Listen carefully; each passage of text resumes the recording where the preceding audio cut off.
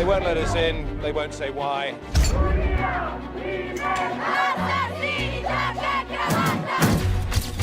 This is our story about the state of Italy and the state that Italy is in.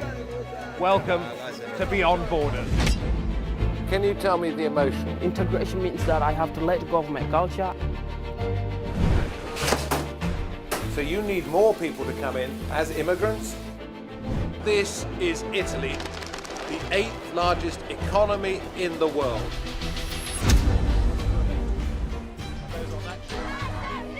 It's almost as if you are picking a fight with Italy.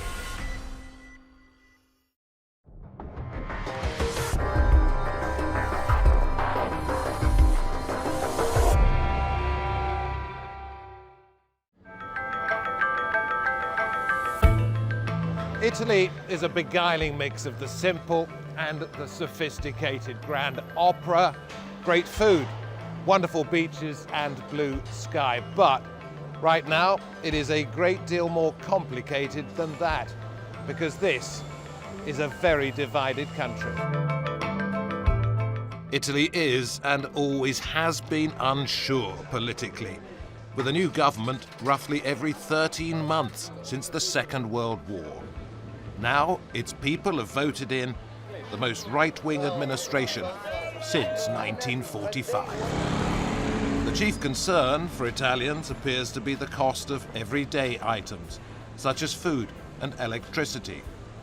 On top of that, the money being spent on supporting Ukraine in its fight with Russia. Money that some consider would be better off being spent closer to home.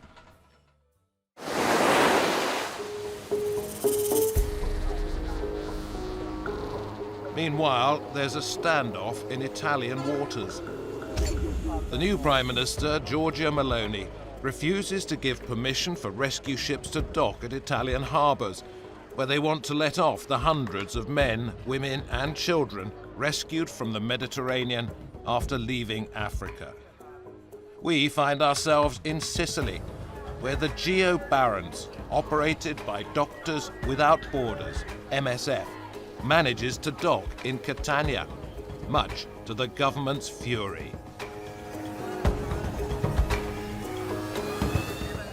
There is politics at play here, both from the government and the aid organisations who run the ships. Points of principle, and caught in the middle, those who say they are fleeing conflict. How many of them are simply economic migrants, rather than in fear of their lives, is for tribunals to decide in the years to come.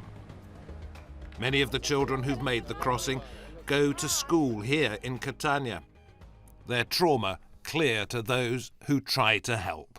Everybody now knows what's happening in Libya to them before they come here.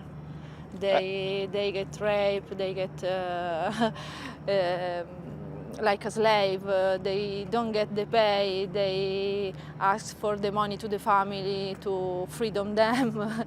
It's really shame, really hard for them.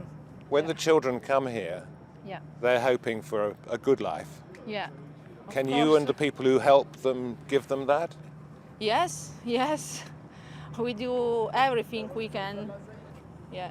Do you understand why some Italians don't want these people to come? They think they come here to steal our job, but actually they come here to find a island where to live, to stay free from the war and from the pain. What is the condition like on the ship? The condition is very tense. People are very worried. They are very stressed. Every day that is passing, the tensions arises, increases. So they cannot manage the uncertainty of not knowing what's going to happen next and when something is going to happen. It sounds very dangerous on board in terms of emotions. We heard that some people had jumped overboard. Do you think that sort of thing is likely again? Yeah, for sure. They try to whatever idea that they can have to call the attention and to make their rights being heard and applied. So that one, hunger strikes. Also, we are having psychological distress, panic attacks. So this is happening every time on board. Unfortunately, they need to disembark ASAP. And if we come with you now, can we see anything? Let's say if the authorities let you in, you can Well, try. we can But try. I see many people. Can we go with it? Yeah, okay, let's give it a go. Come on, Paolo, let's give it. No. No?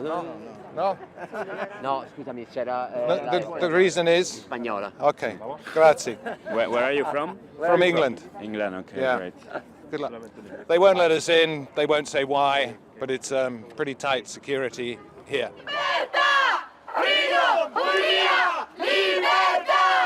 While these protesters demand the migrants be freed immediately, others see this as just another day at the docks, sitting by the sea in the sun.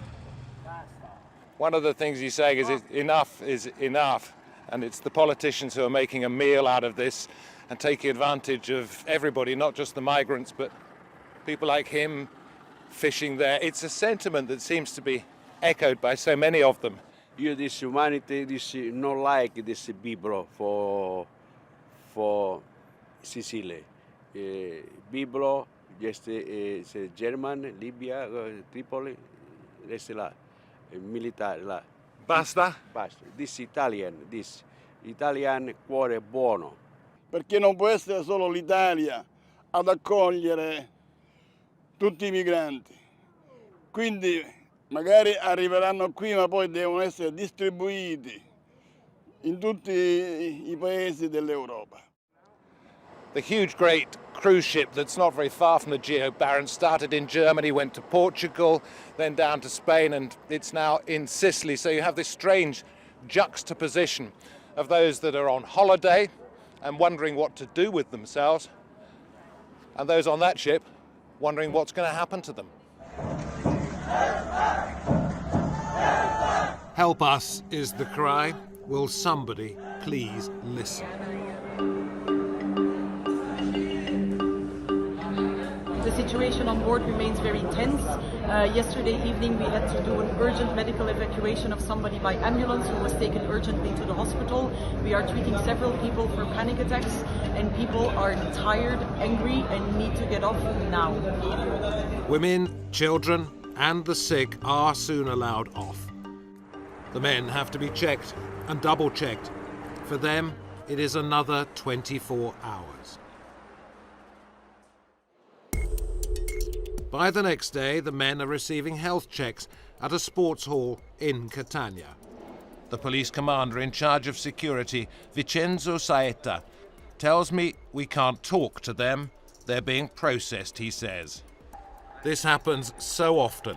Nearly 93,000 migrants have arrived on Italian shores so far this year. That is up 15% from 2021. We have already met Juan Gil from MSF at the docks in Sicily. Now we sit down at the group's Italian headquarters in Rome. He is not a doctor, but an Argentinian economist who's worked for the NGO in Colombia, Iraq, Syria, and Africa.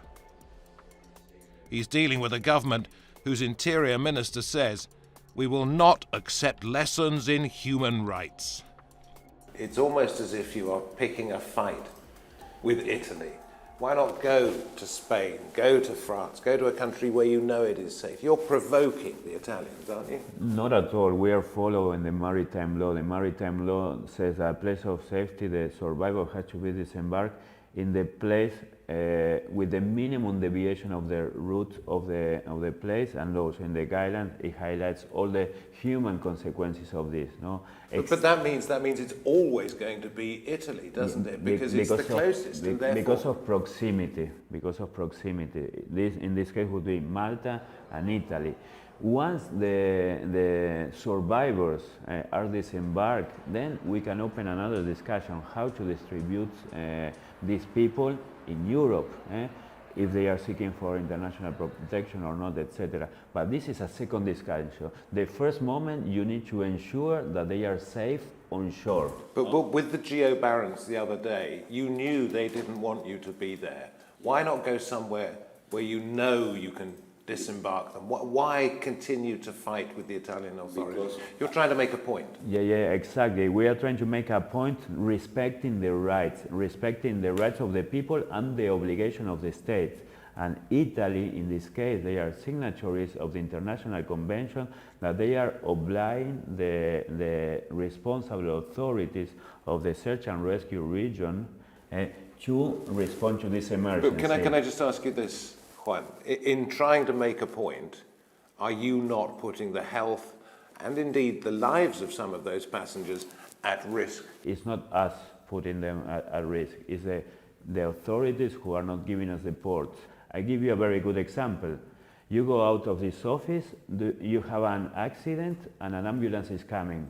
What do you tell to the ambulance? Take me to the closest hospital, or do you take me to the hospital near my residence in the UK? I tell you what I say to them. I say, if the hospital nearest to here is closed, take me to the first one that is open and working. And you knew that Catania was closed to you.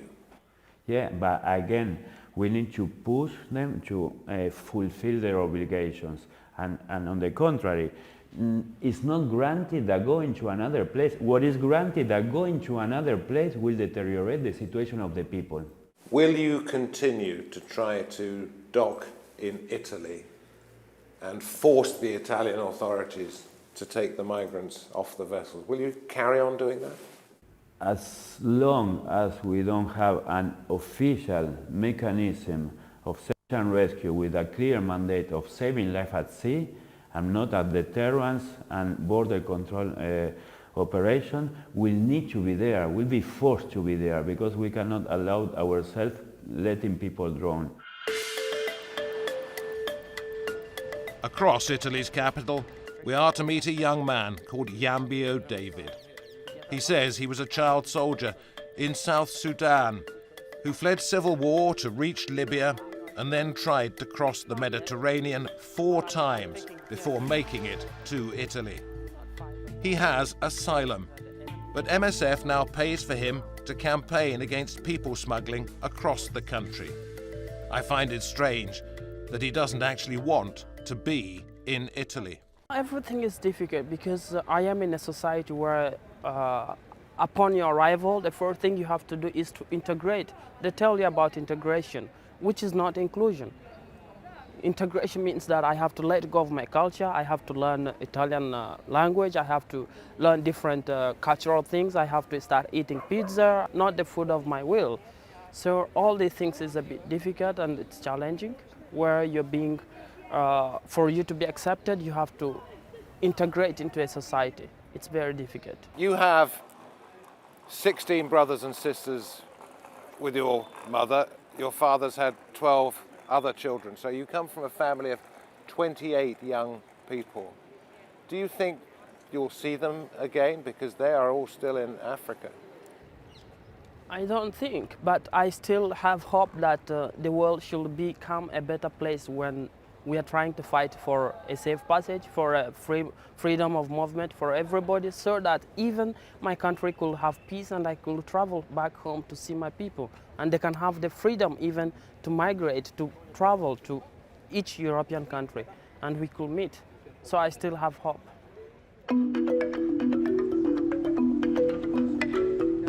He is just one of the thousands of migrants who come from the south. As pressing for many Italians is the case of Ukrainians fleeing conflict, because that is costing them millions of euros. Italy's previous government had said it would continue to pay for weapons to be sent to Ukraine. To date, the country has given refuge to more than 170,000 Ukrainians, according to the latest figures from the UNHCR. Italy's new Prime Minister says her government will continue to support Ukraine, but it has become a growing source of resentment around the country.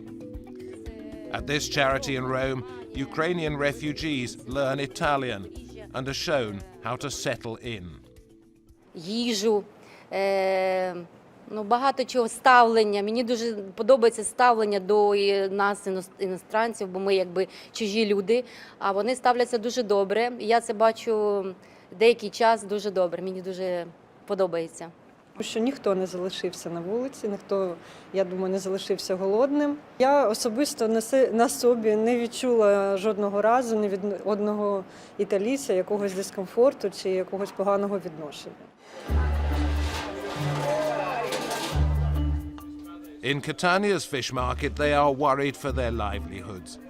It is hard to sell to restaurants that have fewer customers. Old clients are feeling the pinch. In summer, tourism was down. For the fishermen and stallholders, times are increasingly tough, and they say they need help. Certo, c'è crisi, stiamo morendo tutta la fame. Perché la pensione, e spazio parlano, se lo varano a richiesta, ma. Hanno alzato dopo i prezzi del gasolio e non vogliono farci lavorare più. Il business va male, prima meglio. Prima andava meglio, ora va male il business. Perché non c'è, non lo so, non c'è denaro. Gente c'ha poco. Molto di meno, molto di meno, c'è molto di meno pesce dell'anno scorso. Però diciamo, tiriamo a campare. Quello che possiamo fare, quello che ci permette il mare. Just how right-wing a government there's going to be here, and the Italians, indeed the rest of Europe as well, are going to have to deal with, we have yet to find out. True, Poland, Hungary, and some others are already grumbling and arguing, but this is Italy. It's a different matter. The 8th largest economy in the world, and Italy is already complaining. There is a growing underclass in Rome, and at this restaurant, it's foie gras and duck on the evening menu, rice and vegetables, spinach and water at lunchtime for those facing hard times. Among the helpers, we meet missionary nuns from Burkina Faso, Vietnam and Fiji. Ho visto anche famiglie italiane che dormono per strada, vivono per strada, io l'ho visto. A Rimini ho incontrato una famiglia italiana, la mamma, figlio e la nuora. Ho detto, nonna, ma come si fa una persona così anziana dorme sulla banchina in giardino? Ho detto, mio figliolo, ho 500 pensioni, a me. Solo sabato e domenica mi fanno entrare a mangiare la mensa come si chiama. I giorni feriali no. Ma perché? Ho la pensione 500. Se li fanno entrare qua, prima si deve pensare questo, vengono 100 persone in una barca, ci sono 100 posti per dormire, ci sono 100 posti di lavoro in Italia, non ci sono. Allora perché li facciamo entrare qua? Perché li fanno entrare qua per stare per strada? Sono arrivato qua che sono 20 anni che sto per strada, c'è un'officina, una famiglia, poi ci hanno tolato 200 milioni e ho cominciato a fare vita da strada. È aumentato tutto, solo lo stipendio aumenta. Poi a 65 anni sono andato a fare 5 giorni di pulizie, mi devono pagare ancora, però non si trova niente. Sì, si è sentita molto. Noi abbiamo avuto un aumento di 40 persone nel giro di 20 giorni. Da 80 persone siamo passati a 120, gente nuova. Noi sono 8 anni che facciamo questo servizio. Ma in poco tempo un aumento di tanti, anche italiani, famiglie, giovani, tanti. La prima volta si sentono disorientati, però il nostro è li accogliamo tutti sempre, cerchiamo di accoglierli col sorriso, di trovarsi in una famiglia nuova e di poter anche poco ma aiutarli.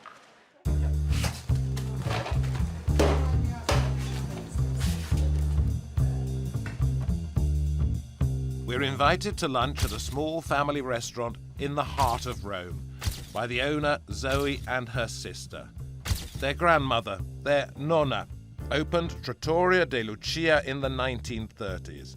They took over the business 6 years ago when their father died, determined to keep the legacy alive.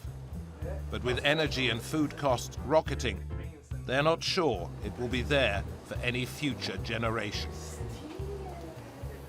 So, hi Zoe, what are we having? What's this? What's in here? This is rabbit in garlic sauce, and this is one of specialties of my grandmother, Silvana. Wow, and what are we having here? And here we made the pancetta for the gricia. That is the pasta we are going to eat. There is also our specialties. So we've got pancetta, which is small pieces of ham, bacon. No. This part of the pork. Usually a lot of people use the jaw, but my grandmother used to make with pancetta the gricia. So tell me how the government can help you. For sure, if I can spend less in taxes, will be easier. Also because you can pay much more the people working for you, so it's an incentivation, but the taxes are really high. For every people I have here. So for every one person? Yeah, I spend not real, but almost the double on taxes. So, for example, they take 100, I get 200. Because 100 goes so half of it goes to 100 them. goes to them, the other 100 goes to the state. And is it worse now than it was? It's not, it's worse. Of course, everything is getting worse, so less money, but the taxes are... Do you make money here? Yeah, we make money. We have a lot of people came, usually. But the 60% I get goes away. So I remain with the 40 and I have to pay all the rest. And all of the prices of gas and fuel and electricity, they're all going up? At the moment I have the luckiness that only the meat has not raised the price. For everything, all the rest are raised. What, like the tomatoes? The bread, yeah, but the bread, like in this year, it raised like 3 times. Like 80 cents in 1 year is a lot, in plus. So it's 3 times the price it was? It's a lot. How do you manage? I'm trying to figure out. How much do you think running a business now is different A than lot. your great-grandmother? A lot. In what way? For everything, starting to the like proper run the business. I mean, my grandmother doesn't know how to write or read, so but she can manage all the restaurant. Now, of course, you have to do a lot of administration as well. You are not just in the kitchen. But you have to be a businesswoman. Yeah, I am as well. Yeah. But it's tough today, isn't it? No, it is, especially for a woman. Why? Yeah, also because I started at 24, so at first it was really hard to make people understand that I was actually the owner. So, and also because if you think about you have a family, who knows? Now tell me about this. Because when my grandmother was here, Trastevere was a totally different neighbor, so the kids were staying in the street, play footballs or whatever else. Now the society is completely changed. So if you have children, do you think this business will still be here for you to pass it on to them? My father didn't imagine that I run the business, so who knows? Will you be able to stay doing this, do you think, or is it difficult to know? I'm afraid that will not last forever. In our time here, we've seen generous people, poor people, desperate people. The feeling that Italy is still financing the system that I had to suffer from, that so many people are still suffering from. They are not coming here to steal the job to us. They come here to find a island where to live, to stay free from the war and from the pain. What do you think of your country now? I try to don't think so much about my country, especially now. We've met people who just want to enjoy themselves in whatever way they choose. Trying to accommodate refugees from Ukraine and North Africa during a cost of living crisis is a challenge for Rome. Whatever is decided by those in power Italy's swing to the right will undoubtedly have an impact on others currently living way beyond these shores.